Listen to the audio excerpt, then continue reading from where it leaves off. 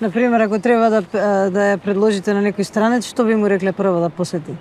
Самият център на София е интересен. В него има доста остатъци от римско време. Той е един много стар град все пак. Има един такъв елемент на декаденс, който мен ми харесва. Що значи това? Декаденс такъв. И не всичко е в така някои стари къщи, които се рушат. Има така, не всичко е ново и лъскаво. Нали?